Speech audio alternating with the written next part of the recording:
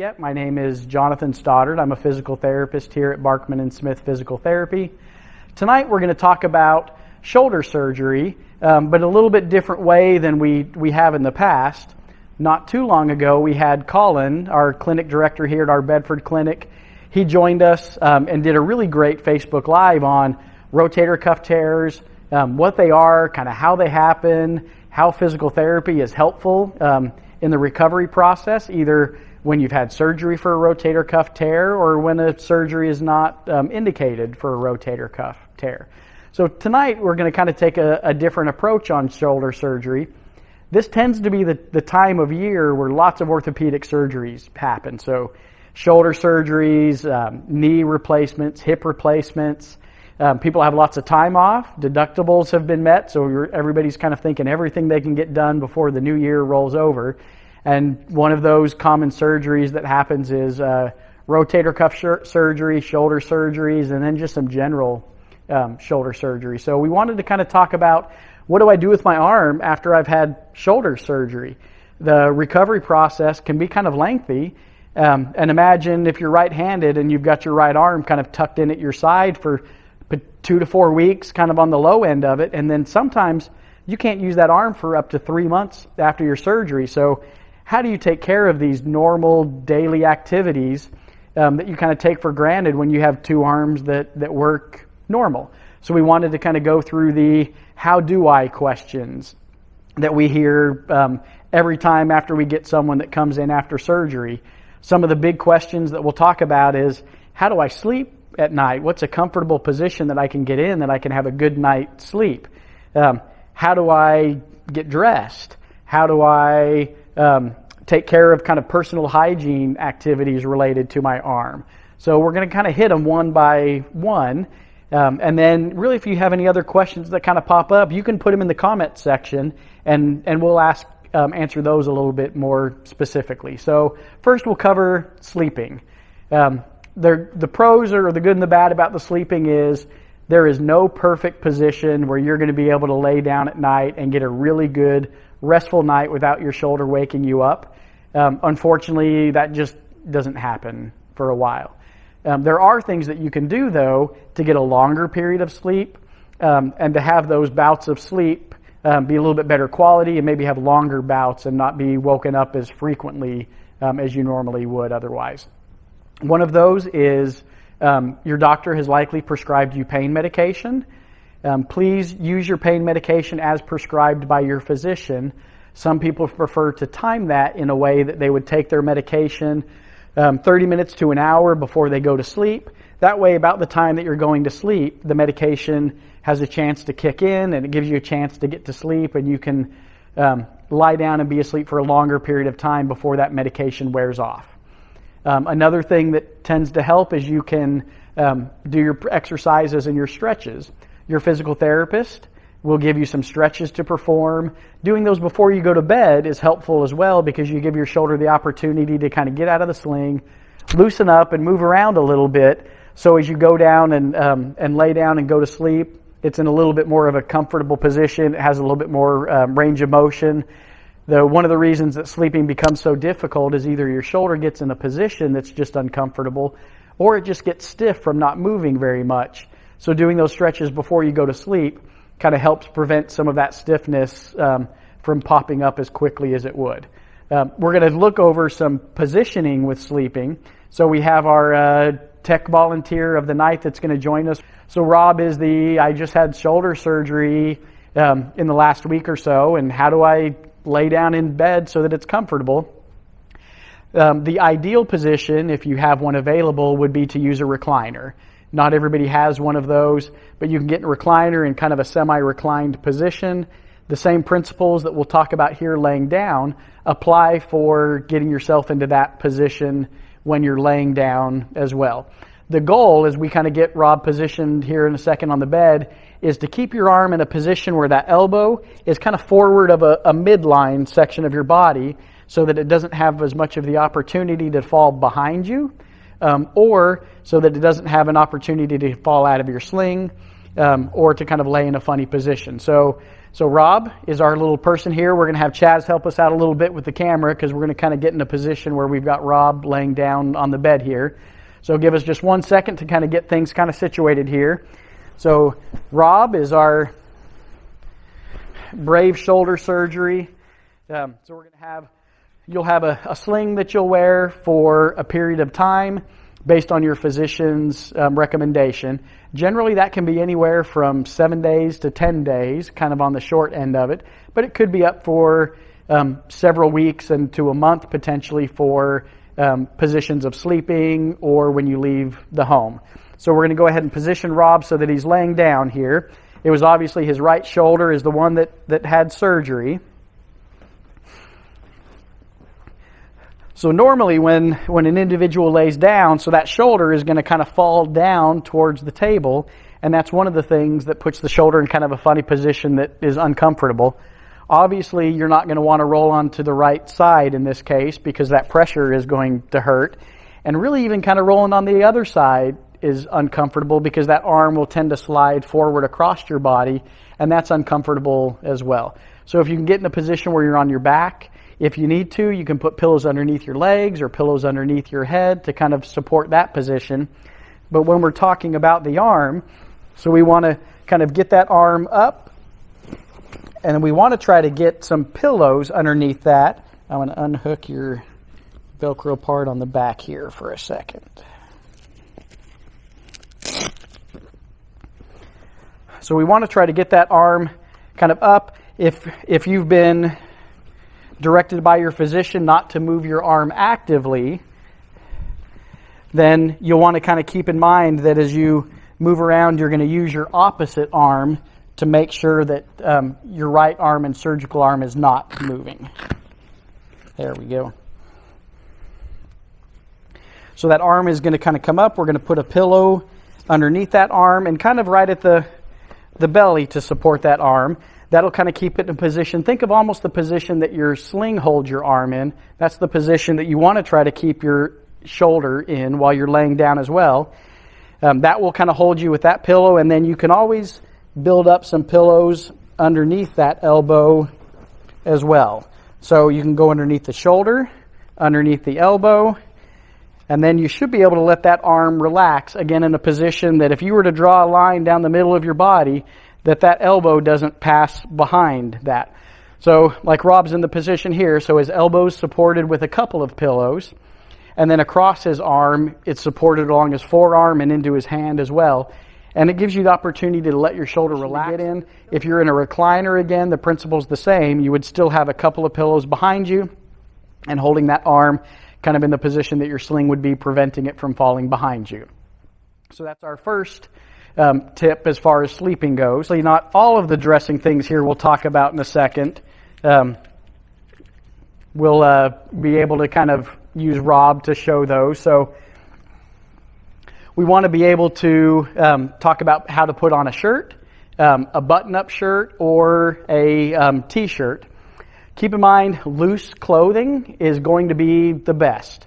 So in preparation for your shoulder surgery, gather some clothes that you have around the house they're button-up shirts that are maybe a little bit oversized, or a t-shirt that's a little bit oversized, tank tops, those tend to work well, and then have those planned and kind of prepared ahead of time.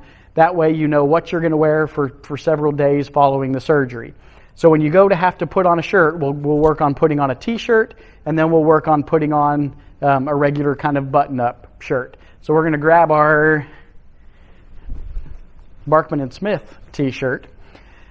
You can put a t-shirt on over the sling if you want to. In that case, you can just kind of put the shirt over your head and then slide your left arm in, and then you would just pull the t-shirt down over the top and it would cover your right arm entirely. That's an easy way to do it if you're just going to quickly go out into public. Most people want to try to get their arm in something, though, so that they can kind of wear a shirt like normal, and then they would wear their sling on the outside. So the first step, of course, we're going to have to take the sling off in order to get a shirt on. Remember to keep your post-op restrictions in mind, that if you're not allowed to move your arm actively, that you still kind of help support that arm and keeping your elbow in at your side. So what we're going to have Rob do is in putting on the the t-shirt, the trick is to get the arm of the surgery side in that sleeve first, and then to be able to kind of pull it over your head. So, Rob, you're going to put this on yourself here. So we're going to use your left hand to kind of walk in that arm on your right side. We're going to get that sleeve all the way up over your shoulder. Once we do that, then we're going to get the neck, and we'll pull the neck up over your head, and then we'll slide that other arm into place. Make sure you know which one is going to be your right arm and your left arm, unless you just don't mind wearing your t-shirt backwards. All right, so this arm's going to help here, and you're going to do all the work. So grab that arm, and then we're going to slide into the sleeve. And again, the sleeve is going to go all the way up past the elbow. And then you can still do it kind of using that other arm to kind of rest on the opposite side. And then think about getting it, once you're past that elbow, then it's easy to keep that arm in close to your side.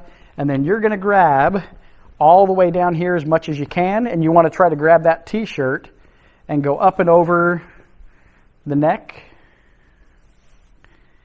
If you have somebody at home to help you, they can help kind of adjust a little bit over your shoulder. Then you're kind of in a position where you can go ahead and loop that other arm in. So you're going to come in through the bottom of the shirt and then up through the sleeve.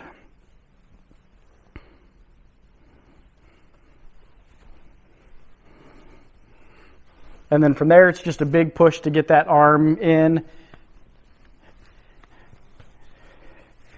Here's where it's helpful to have an extra large shirt. So this shirt is probably a little bit small for Rob. If it's hard to get up over your head or to get up over your shoulders, then you're better off wearing one that's just a little bit larger. And then that arm still stays at your side. From there, you can put your sling back on, and then you're supported. Taking it off is kind of the same process, but you might need a little bit of extra help on the taking off end of it. So you'll want to try to get that arm up and back through.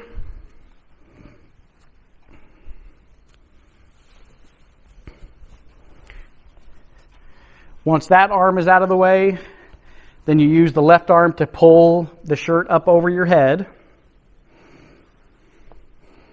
And then it's the opposite process to get that sleeve back down over your shoulder, and then pulling that sleeve down past your elbow.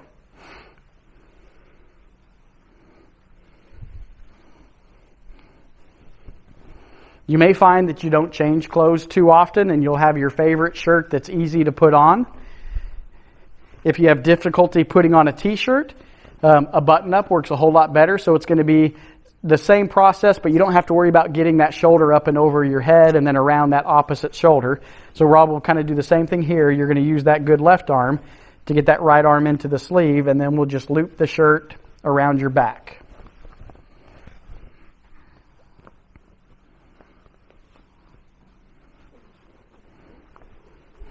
Good. And then we want to get, again, that sleeve all the way up and past the elbow. Otherwise, you're not going to be able to get it up and over your shoulder. All right, so we have to go up higher past that elbow.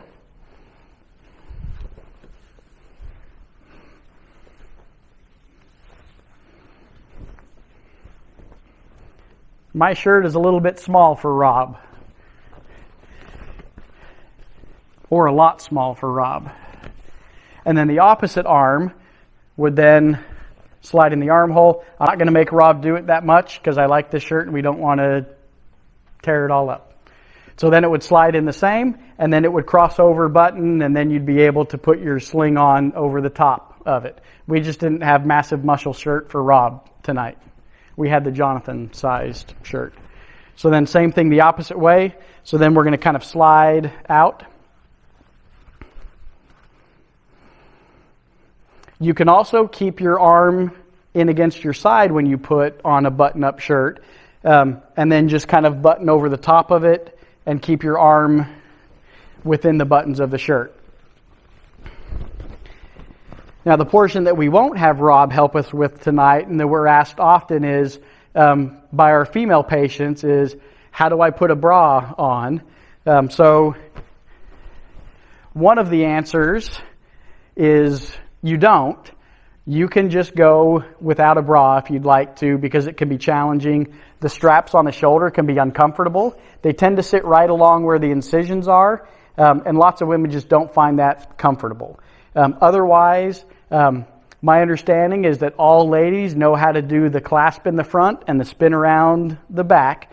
So that's a method you can still, with your arm in at your side, you're able to kind of hook the clasp in the front, and then using your good arm, kind of spinning it around into the right position, and then you would be able to use your good arm to be able to move the straps. Another option is to wear, like I mentioned earlier, more of a tank top style shirt. They even have some tank top shirts that have some built-in support that you may be more comfortable in as well. For our last kind of section on kind of what do I do with my arm is to go over bathing and cleaning and personal hygiene. When that arm stays in close to your side for a long period of time, there's obviously going to be some issues as far as how do I clean underneath my arm? How do I put on deodorant? So one thing is your doctor had probably warned you that when you've had shoulder surgery, you're going to have some incisions on the front. You don't want to get those incisions wet. If you take a shower, you're going to want to keep them outside of the flow of the water. If you're taking a bath, you're going to want to keep your shoulder out of the water as well. One way that you can do that is you would take press and seal saran wrap and put it on your shoulder. That will keep the water away. It'll stay on there enough that you can bathe. You would still want to keep your shoulder kind of out of the flow of the shower so that you're not having issues with water getting in it. What we want to prevent is water getting into the incisions and increasing the risk of having an infection, which further complicates the recovery process. And then after you do that, you can remove that press and seal saran wrap, and from there you can use a damp washcloth, and you would want to kind of damp clean around the area. You can use a very mild soap, but you're just going to lightly clean around the incision.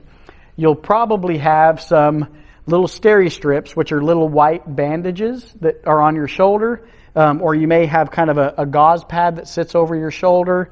Make sure you follow your doctor's instructions as far as when you're allowed to remove those. If it's a gauze pad, those can typically be changed every few days, and you can kind of inspect the skin underneath it. If it's those steri-strips, those little white kind of Band-Aid looking strips, those are going to stay on for a while. Your doctor and your physical therapist are most likely going to let you know that you're not going to remove those on your own.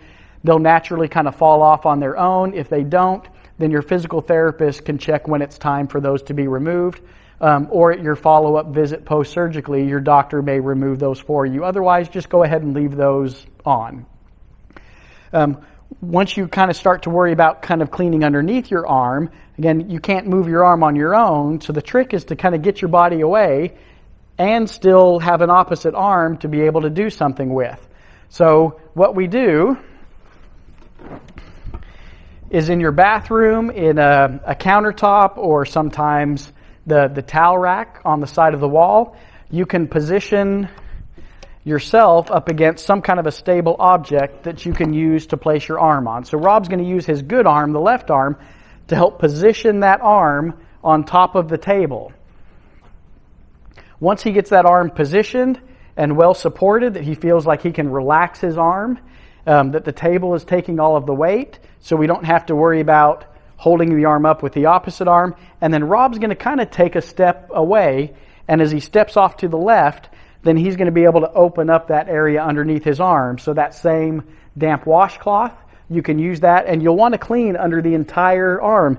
That arm from your elbow all the way up to your shoulder stays up against your body for such a long period of time that as you clean, think about getting underneath your arm all the way down your side, obviously underneath your arm in the armpit, and then go along the inside of your arm as well. You'll feel more comfortable. Having a nice, good, clean feeling on your shoulder will also make you more comfortable throughout the day. When you go to lay down at night, having a nice, clean arm and everything around it is going to make you feel more comfortable too, which will help with some of that pain that pops up at night when you're sleeping. Then once you're done, you can put on deodorant at the same time as well. Then you would step back in towards your shoulder. That will bring your arm back up against your body. And then you have the opportunity from there that you can slide your sling on. You can use your opposite arm to kind of bring it back in towards your body. So that takes care of really the big questions that we get here at Barkman and Smith. The how do I sleep? How do I get dressed? And how do I take care of personal hygiene and cleaning underneath my arm in those weeks to month following my shoulder surgery? If you know anybody that has a shoulder surgery coming up anytime soon, please take the opportunity to share this Facebook event with them. That will give them some tips on things that they can do to make that recovery process a little bit less painful, a little bit more enjoyable, if that recovery process can be called enjoyable at all. And then also, if you have any other questions that come up about the how do I after shoulder surgery, please post them in the comments. You can reach out to us or one of our physical therapists. You're welcome to kind of stop in if you have some of those questions, and we'd be more than happy to answer those for you. When you call us, you can reach us at 817-283-9435. Also, as with all of our other Facebook events, if you have any other suggestions for topics of things that you would like us to cover, please comment in the section below, or you're welcome to reach out to us as well. Visit our other websites and social media platforms, such as Instagram, Twitter. This video, in addition to being on Facebook, will also be on YouTube, and you're able to share that to anybody you know that may feel like they benefit from having some post-op shoulder instructions. Thank you for joining us tonight, and we look forward to seeing you for our next Facebook Truly Live event. Have a good evening and a happy Thanksgiving.